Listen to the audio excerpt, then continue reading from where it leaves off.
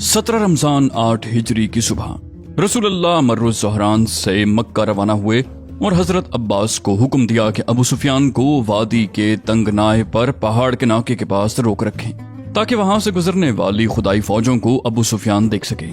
हजरत अब्बास ने ऐसा ही किया। इधर कबाइल अपने अपने फरेरे लिए गुजर रहे थे।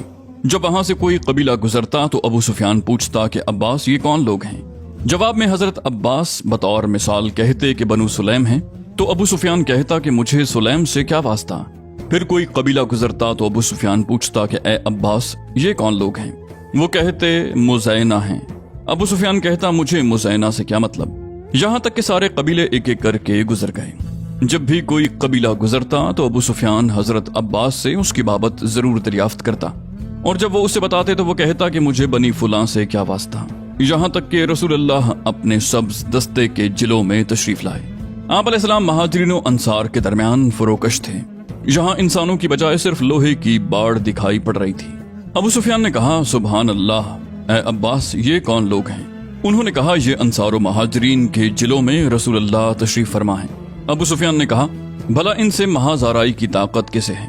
उसके बाद उसने मजीद कहा अबुल फजल तुम्हारे भतीजे की बादशाहत तो वल्लाह बड़ी जबरदस्त हो गई। हजरत अब्बास ने कहा अबू सुफियान ये नबूवत है। अबू सुफियान ने कहा हाँ अब तो यही कहा जाएगा। इसी मौके पर एक वाकया और पेश आया। अंसार का फरेरा हजरत साद बिन उबादा के पास था। वो अबू सुफियान के पास से गुजरे तो बोले आज खूंरेजी और मार धाड़ का दिन है। आज हुर्मत हलाल कर ली जाएगी। आज अल्लाह ने कुरैश की जिल्लत मुकद्दर कर दी है। उसके बाद जब वहां से रसूलुल्लाह गुजरे तो अबू सुफियान ने कहा ए अल्लाह के रसूल, आपने वो बात नहीं सुनी जो साद ने कही। आपने फरमाया साद ने क्या कहा। अबू सुफियान ने कहा ये और ये बात कही। ये सुनकर हजरत उस्मान और हजरत अब्दुर्रहमान बिन औफ ने अर्ज किया या रसूल अल्लाह, हमें खतरा है कि कहीं साद कुरैश के अंदर मार धाड़ न मचा दें। रसूल अल्लाह ने फरमाया नहीं, बल्कि आज का दिन वो दिन है जिसमें काबा की ताजीम की जाएगी। आज का दिन वो दिन है जिसमें अल्लाह कुरैश को इज्जत बख्शेगा। उसके बाद आपने हजरत साद के पास आदमी भेजकर झंडा उनसे ले लिया और उनके साहबजादे कैस के हवाले कर दिया। गोया झंडा हजरत साद के हाथ से नहीं निकला, और कहा जाता है कि झंडा हजरत जुबैर के हवाले कर दिया। जब रसूलुल्लाह अबू सुफियान के पास से गुजर चुके तो हजरत अब्बास ने उससे कहा अब दौड़कर अपनी कौम के पास जाओ। अबू सुफियान तेजी से मक्का पहुंचा और निहायत बुलंद आवाज से कहा कुरैश के लोगों, ये मोहम्मद सल्लल्लाहु अलैहि वसल्लम हैं। तुम्हारे पास इतना लश्कर लेकर आए हैं कि मुकाबले किताब नहीं। लिहाजा जो अबू सुफियान के घर घुस जाए उसे अमान है। ये सुनकर उसकी बीवी हिंद बिनते उतबा उठी और उसकी मूछ पकड़कर बोली मार डालो इस मुश्क की तरह चर्बी से भरे हुए पतली पिंडलियों वाले को। बुरा हो ऐसे पेश रो खबर रसां का। अबू सुफियान ने कहा तुम्हारी बर्बादी हो। देखो तुम्हारी जानों के बारे में ये औरत तुम्हें धोखे में न डाल दे, क्योंकि मोहम्मद ऐसा लश्कर लेकर आए हैं जिससे मुकाबले किताब नहीं। इसलिए जो अबू सुफियान के घर में घुस जाए उसे अमान है। लोगों ने कहा अल्लाह तुझे मारे, तेरा घर हमारे कितने आदमियों के काम आ सकता है। अबू सुफियान ने कहा और जो अपना दरवाजा अंदर से बंद कर ले उसे भी अमान है, और जो मस्जिद हराम में दाखिल हो जाए उसे भी अमान है। ये सुनकर लोग अपने अपने घरों और मस्जिद हराम की तरफ भागे। अलबत्ता अपने कुछ ओबाशों को लगा दिया और कहा कि उन्हें हम आगे किए देते हैं। अगर कुरैश को कुछ कामयाबी हुई तो हम उनके साथ हो रहेंगे, और अगर उन पर जर्ब लगी तो हमसे जो कुछ मुतालिबा किया जाएगा मंजूर कर लेंगे। कुरैश के ये अहमक ओबाश मुसलमानों से लड़ने के लिए इक्रिमा बिन अबी जहल, सफवान बिन उमैया और सुहेल बिन अम्र की कमान में खंदमा के अंदर जमा हो गए। इनमें बनु बकर का एक आदमी हिमास बिन कैस भी था, जो इससे पहले हथियार ठीक ठाक करता रहता था।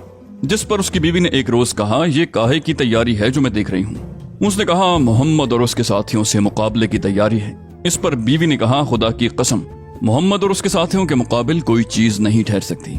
उसने कहा खुदा की कसम, मुझे उम्मीद है कि मैं उनके बाद साथियों को तुम्हारा खादिम बनाऊंगा।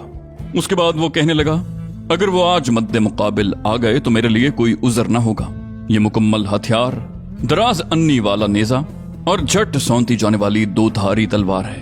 खंदमा की लड़ाई में ये शख्स भी आया हुआ था। उधर रसूलुल्लाह सल्लल्लाहु अलैहि वसल्लम मर्रुज़ ज़हरान से रवाना होकर ज़ीतुआ पहुंचे। इस दौरान अल्लाह के बख्शे हुए एजाज़े फतह पर फरते तवाज़ो से आप अलैहिस्सलाम ने अपना सर झुका रखा था। यहाँ तक कि दाढ़ी के बाल कजावे की लकड़ी से जा लग रहे थे। ज़ीतुआ में आप अलैहिस्सलाम ने लश्कर की तरतीब और तकसीम फरमाई। खालिद बिन वलीद को दाहिने पहलू पर रखा, اس میں اسلم، سلیم، غفار، مزینہ، جوہینہ اور کچھ دوسرے قبائل تھے، اور خالد بن ولید کو حکم دیا کہ وہ مکے میں زیری حصے سے داخل ہوں، اور اگر قریش میں سے کوئی آڑے آئے تو اسے کاٹ کر رکھ دیں، یہاں تک کہ صفا پر آپ سے ملیں۔ حضرت زبیر بن عوام بائیں پہلو پر تھے، ان کے ساتھ رسول اللہ کا پھریرا تھا۔ آپ علیہ السلام نے انہیں حکم دیا کہ مکے میں بالائی حصے یعنی قدا سے داخل ہوں، اور ہجون میں آپ علیہ السلام کا جھنڈا گاڑ کر آپ کی آمد تک وہیں ٹھہرے رہیں۔ حضرت ابو عبیدہ پیادے پر مقرر تھے۔ آپ علیہ السلام نے انہیں حکم دیا کہ وہ بطن وادی کا راستہ پکڑیں، یہاں تک کہ مکے میں رسول اللہ کے آگے اتریں۔ ان ہدایات کے بعد تمام دستے اپنے اپنے مقررہ راستوں پر چل پڑے۔ حضرت خالد اور ان کے رفقا کی راہ میں جو مشرک بھی آیا اسے مٹا دیا گیا۔ البتہ ان کے رفقا میں سے بھی کرز بن جابر فہری اور خنیس بن خالد بن ربیعہ نے جام شہادت نوش کیا۔ وجہ یہ ہوئی کہ یہ دونوں لشکر سے بچھڑ کر ایک دوسرے راستے پر چل پڑے، اور اسی دوران انہیں قتل کر دیا گیا۔ خندمہ پہنچ کر حضرت خالد اور ان کے رفقا کی مڈ بھیڑ قریش کے اوباشوں سے ہوئی۔ معمولی سی جھڑپ میں 12 مشرک مارے گئے، اور اس کے بعد مشرکین میں بھگدڑ مچ گئی۔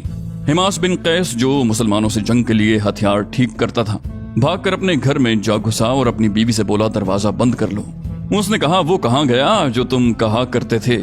کہنے لگا اگر تم نے جنگ خندمہ کا حال دیکھا ہوتا، جبکہ صفوان اور اکرمہ بھاگ کھڑے ہوئے اور سونتی ہوئی تلواروں سے ہمارا استقبال کیا گیا، جو کلائیاں اور کھوپڑیاں اس طرح کاٹتی جا رہی تھیں کہ پیچھے سوائے ان کے شور و غوغا اور ہم ہما کے کچھ سنائی نہیں پڑتا تھا، تو تم ملامت کی ادنا بات نہ کہتی۔ اس کے بعد حضرت خالد مکہ کی گلی کوچوں کو رونتے ہوئے کوہ صفا پر رسول اللہ سے جا ملے۔ ادھر حضرت زبیر نے آگے بڑھ کر ہجون میں مسجد فتح کے پاس رسول اللہ کا جھنڈا گاڑا اور آپ علیہ السلام کے لیے ایک قبہ نصب کیا، پھر مسلسل وہیں ٹھہرے رہے یہاں تک کہ رسول اللہ تشریف لائے۔ اس کے بعد رسول اللہ صلی اللہ علیہ وسلم اٹھے اور آگے پیچھے اور گرد و پیش موجود انصار و مہاجرین کے جلوں میں مسجد حرام کے اندر تشریف لائے۔ آگے بڑھ کر حجر اسود کو چوما اور اس کے بعد بیت اللہ کا طواف کیا۔ اس وقت آپ علیہ السلام کے ہاتھ میں ایک کمان تھی اور بیت اللہ کے گرد اور اس کی چھت پر 360 بت تھے۔ آپ علیہ السلام اسی کمان سے ان بتوں کو ٹھوکر مارتے جاتے تھے اور کہتے جاتے تھے حق آ گیا اور باطل چلا گیا۔ باطل جانے والی چیز ہے، حق آ گیا اور باطل کی چلت پھرت ختم ہو گئی، اور آپ علیہ السلام کی ٹھوکر سے بت چہروں کے بل گرتے جاتے تھے۔ آپ علیہ السلام نے طواف اپنی اونٹنی پر بیٹھ کر فرمایا تھا اور حالت احرام میں نہ ہونے کی وجہ سے صرف طواف پر ہی اکتفا کیا۔ تکمیل طواف کے بعد حضرت عثمان بن طلحہ کو بلا کر ان سے کعبے کی کنجی لی، پھر آپ علیہ السلام کے حکم سے خانہ کعبہ کھولا گیا۔ اندر داخل ہوئے تو تصویریں نظر آئیں جن میں حضرت ابراہیم اور حضرت اسماعیل علیہ السلام کی تصویریں بھی تھیں، اور ان کے ہاتھ میں فال گیری کے تیر تھے۔ آپ علیہ السلام نے یہ منظر دیکھ کر فرمایا اللہ ان مشرکین کو ہلاک کرے۔ خدا کی قسم ان دونوں پیغمبروں نے کبھی بھی فال کے تیر استعمال نہیں کیے۔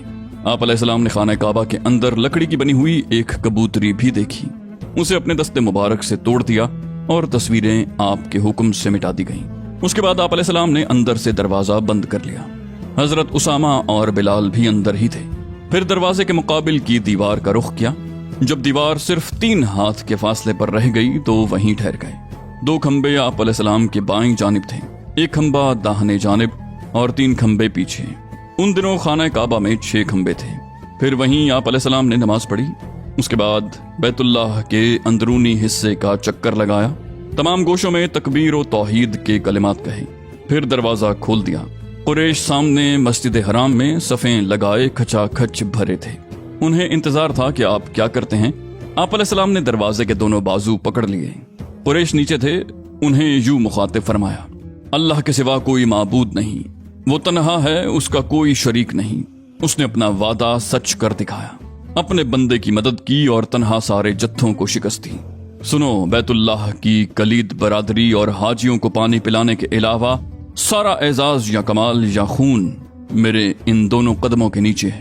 اے قریش کے لوگو، اللہ نے تم سے جاہلیت کی نخوت اور باپ دادا پر فخر کا خاتمہ کر دیا۔ سارے لوگ آدم علیہ السلام سے ہیں اور آدم مٹی سے۔ اس کے بعد یہ آیت تلاوت فرمائی، اے لوگو، ہم نے تمہیں ایک مرد اور ایک عورت سے پیدا کیا اور تمہیں قوموں اور قبیلوں میں تقسیم کیا تاکہ تم ایک دوسرے کو پہچان سکو۔ تم میں اللہ کے نزدیک سب سے باعزت وہی ہے جو سب سے زیادہ متقی ہو، بے شک اللہ جاننے والا اور خبر رکھنے والا ہے۔ اس کے بعد آپ علیہ السلام نے فرمایا، قریش کے لوگوں، تمہارا کیا خیال ہے میں تمہارے ساتھ کیسا سلوک کرنے والا ہوں؟ انہوں نے کہا، اچھا، آپ کریم بھائی ہیں اور کریم بھائی کے صاحبزادے ہیں۔ آپ علیہ السلام نے فرمایا، تو میں تم سے وہی بات کہہ رہا ہوں جو حضرت یوسف نے اپنے بھائیوں سے کہی تھی کہ آج تم پر کوئی سرزنش نہیں، جاؤ تم سب آزاد ہو۔ اس کے بعد رسول اللہ صلی اللہ علیہ وآلہ وسلم مسجد حرام میں بیٹھ گئے۔ حضرت علی نے، جن کے ہاتھ میں کعبے کی کنجی تھی، حاضر خدمت ہو کر عرض کیا، حضور ہمارے لیے حجاج کو پانی پلانے کے اعزاز کے ساتھ خانہ کعبہ کی کلید برادری کا اعزاز بھی جمع فرما دیجیے، اللہ آپ پر رحمت نازل کرے۔ ایک اور روایت کے بموجب یہ گزارش حضرت عباس نے کی تھی۔ رسول اللہ نے فرمایا، عثمان بن طلحہ کہاں ہیں؟ انہیں بلایا گیا۔ آپ نے فرمایا، عثمان یہ لو اپنی کنجی، آج کا دن نیکی اور وفاداری کا دن ہے۔ طبقات ابن سعد کی روایت ہے کہ آپ علیہ السلام نے کنجی دیتے ہوئے فرمایا، اسے ہمیشہ ہمیشہ کے لیے لے لو، تم لوگوں سے اسے وہی چھینے گا جو ظالم ہوگا۔ اے عثمان، اللہ نے تم لوگوں کو اپنے گھر کا امین بنایا ہے، لہٰذا اس بیت اللہ سے تمہیں جو کچھ ملے اس سے معروف کے ساتھ کھانا۔ اب نماز کا وقت ہو چکا تھا۔ رسول اللہ نے حضرت بلال کو حکم دیا کہ کعبے پر چڑھ کر اذان کہیں۔ اس وقت ابو سفیان بن حرب، عتاب بن اسید اور حارث بن ہشام کعبے کے صحن میں تھے۔ عتاب نے کہا، اللہ نے اسید کو فوت کر کے اس پر یہ کرم کیا کہ وہ یہ اذان نہ سن سکا، ورنہ اسے ایک ناگوار چیز سننی پڑتی۔ اس پر حارث نے کہا، سنو، واللہ اگر مجھے معلوم ہو جائے کہ وہ برحق ہیں تو میں ان کا پیروکار بن جاؤں گا۔ اس پر ابو سفیان نے کہا، دیکھو، واللہ میں کچھ نہیں کہوں گا، کیونکہ اگر میں بولوں گا تو یہ کنکریاں بھی میرے متعلق خبر دے دیں گی۔ اس کے بعد نبی علیہ السلام ان کے پاس تشریف لے گئے اور فرمایا، ابھی تم لوگوں نے جو باتیں کی ہیں وہ مجھے معلوم ہو چکی ہیں۔ پھر آپ علیہ السلام نے ان کی گفتگو دہرا دی۔ اس پر حارث اور عتاب بول اٹھے، ہم شہادت دیتے ہیں کہ آپ اللہ کے رسول ہیں، خدا کی قسم کوئی شخص ہمارے ساتھ تھا ہی نہیں کہ ہماری اس گفتگو سے آگاہ ہوتا اور ہم کہتے کہ اس نے آپ کو خبر دی ہوگی۔ اسی روز رسول اللہ صلی اللہ علیہ وسلم ام ہانی بنت ابی طالب کے گھر تشریف لے گئے، وہاں غسل فرمایا اور ان کے گھر میں ہی 8 رکعت نماز پڑھی۔ یہ چاشت کا وقت تھا، اس لیے کسی نے اس کو چاشت کی نماز سمجھا اور کسی نے فتح کی نماز۔ ام ہانی نے اپنے 2 دیوروں کو پناہ دے رکھی تھی۔ آپ علیہ السلام نے فرمایا، اے ام ہانی، جسے تم نے پناہ دی اسے ہم نے بھی پناہ دی۔ اس ارشاد کی وجہ یہ تھی کہ ام ہانی کے بھائی حضرت علی ابن ابی طالب ان دونوں کو قتل کرنا چاہتے تھے، اس لیے ام ہانی نے ان دونوں کو چھپا کر گھر کا دروازہ بند کر رکھا تھا۔ جب نبی علیہ السلام تشریف لے گئے تو ان کے بارے میں سوال کیا اور مذکورہ جواب سے بہرور ہوئیں۔ فتح مکہ کے روز رسول اللہ نے اکابر مجرمین میں سے 9 آدمیوں کا خون رائیگاں قرار دیتے ہوئے حکم دیا کہ اگر وہ کعبے کے پردے کے نیچے بھی پائے جائیں تو انہیں قتل کر دیا جائے۔ ان کے نام یہ ہیں، عبد العزیٰ بن خطل، عبداللہ بن سعد بن ابی سرح، اکرمہ بن ابی جہل، حارث بن نفیل بن وہب، مقیس بن سبابہ، حبار بن اسود۔ ابن خطل کی 2 لونڈیاں جو نبی علیہ السلام کی ہجو گایا کرتی تھیں، سارا جو اولاد عبد المطلب میں سے کسی کی لونڈی تھی، اسی کے پاس حاطب کا خط پایا گیا تھا۔ ابن ابی سرح کا معاملہ یہ ہوا کہ اسے حضرت عثمان بن عفان نے خدمت نبوی میں لے جا کر جان بخشی کی سفارش کر دی اور آپ علیہ السلام نے اس کی جان بخشی فرماتے ہوئے اس کا اسلام قبول کر لیا۔ لیکن اس سے پہلے آپ کچھ دیر تک اس امید میں خاموش رہے کہ کوئی صحابی اٹھ کر اسے قتل کر دیں گے، کیونکہ یہ شخص اس سے پہلے بھی ایک بار اسلام قبول کر چکا تھا اور ہجرت کر کے مدینے آیا تھا، لیکن پھر مرتد ہو کر بھاگ گیا تھا۔ تاہم اس کے بعد کا کردار ان کے حسن اسلام کا آئینہ دار ہے۔ اکرمہ بن ابی جہل نے بھاگ کر یمن کی راہ لی، لیکن اس کی بیوی خدمت نبوی میں حاضر ہو کر اس کے لیے امان کی طالب ہوئی۔ آپ علیہ السلام نے اسے امان دے دی۔ اس کے بعد وہ اکرمہ کے پیچھے پیچھے گئی اور اسے ساتھ لے آئی۔ اس نے واپس آ کر اسلام قبول کیا اور اس کے اسلام کی کیفیت بہت اچھی رہی۔ ابن خطل خانہ کعبہ کا پردہ پکڑ کر لٹکا ہوا تھا۔ ایک صحابی نے خدمت نبوی میں حاضر ہو کر اطلاع دی۔ آپ علیہ السلام نے فرمایا، اسے قتل کر دو۔ انہوں نے اسے قتل کر دیا۔ مقیس بن سبابہ کو حضرت نمیلہ بن عبداللہ نے قتل کیا۔ مقیس بھی پہلے مسلمان ہو چکا تھا، لیکن پھر ایک انصاری کو قتل کر کے مرتد ہو گیا اور بھاگ کر مشرکین کے پاس چلا گیا۔ حارث مکہ میں رسول اللہ کو سخت اذیت پہنچایا کرتا تھا، اسے حضرت علی نے قتل کیا۔ حبار بن اسود وہی شخص ہے جس نے رسول اللہ کی صاحبزادی حضرت زینب کو ان کی ہجرت کے موقع پر ایسا کچوکا مارا تھا کہ وہ ہودج سے ایک چٹان پر جا گری تھی اور اس کی وجہ سے ان کا حمل ساقط ہو گیا تھا۔ یہ شخص فتح مکہ کے روز نکل بھاگا، پھر مسلمان ہو گیا اور اس کے اسلام کی کیفیت اچھی رہی۔ ابن قتل کی 2 لونڈیوں میں سے ایک قتل کی گئی، دوسری کے لیے امان طلب کی گئی اور اس نے اسلام قبول کر لیا۔ اسی طرح سارا کے لیے امان طلب کی گئی اور وہ بھی مسلمان ہو گئی۔ خلاصہ یہ کہ 9 میں سے 4 قتل کیے گئے، 5 کی جان بخشی ہوئی اور انہوں نے اسلام قبول کیا۔ حافظ ابن حجر لکھتے ہیں جن لوگوں کا خون رائے گاں قرار دیا گیا ان کے ضمن میں ابو معاشر نے حارث بن طلال خزائی کا بھی ذکر کیا ہے، اسے حضرت علی نے قتل کیا۔ امام حاکم نے اسی فہرست میں کعب بن زہیر کا ذکر کیا ہے۔ کعب کا واقعہ مشہور ہے، اس نے بعد میں آ کر اسلام قبول کیا اور نبی کی مداح کی۔ اسی فہرست میں وحشی بن حرب اور ابو سفیان کی بیوی ہند بنت عتبہ ہیں جنہوں نے اسلام قبول کیا، اور ابن قتل کی لونڈی ارنب ہے جو قتل کی گئی، یہ بھی قتل کی گئی، اور ام سعد ہے، یہ بھی قتل کی گئی۔ جیسا کہ ابن اسحاق نے ذکر کیا ہے، اسی طرح مردوں کی تعداد 8 اور عورتوں کی تعداد 6 ہو جاتی ہے۔ ہو سکتا ہے کہ دونوں لونڈیاں ارنب اور ام سعد ہوں، اور اختلاف محض نام کا ہو یا کنیت اور لقب کے اعتبار سے اختلاف ہو گیا ہو۔ صفوان کا خون اگرچہ رائے گاں نہیں قرار دیا گیا تھا، لیکن قریش کا ایک بڑا لیڈر ہونے کی حیثیت سے اسے اپنی جان کا خطرہ تھا، اس لیے وہ بھی بھاگ گیا۔ عمیر بن وہب جوہمی نے رسول اللہ کی خدمت میں حاضر ہو کر اس کے لیے امان طلب کی۔ آپ علیہ السلام نے امان دے دی اور علامت کے طور پر عمیر کو اپنی وہ پگڑی بھی دے دی جو مکہ میں داخلے کے وقت آپ علیہ السلام نے سر پر باندھ رکھی تھی۔ عمیر صفوان کے پاس پہنچے تو وہ جدہ سے یمن جانے کے لیے سمندر پر سوار ہونے کی تیاری کر رہا تھا۔ عمیر اسے واپس لے آئے، اس نے رسول اللہ سے کہا مجھے 2 مہینے کا اختیار دیجیے۔ آپ علیہ السلام نے فرمایا تمہیں 4 مہینے کا اختیار ہے۔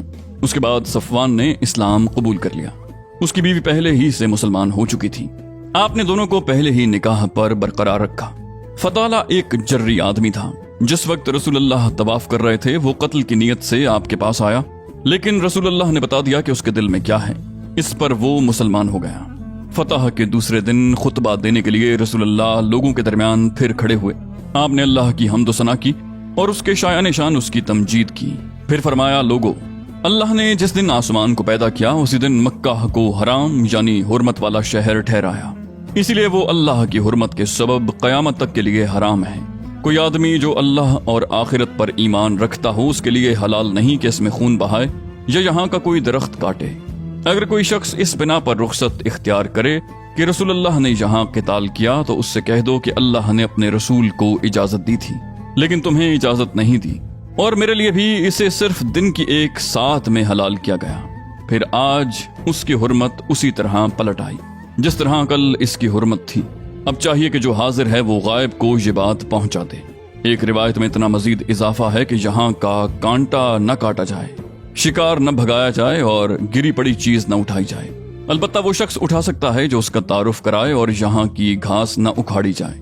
حضرت عباس نے کہا یا رسول اللہ، مگر ازخر، عرب کی مشہور گھاس جو موج کی ہم شکل ہوتی ہے اور چائے اور دوا کے طور پر استعمال ہوتی ہے، کیونکہ یہ لوہار اور گھر کی ضروریات کی چیز ہے۔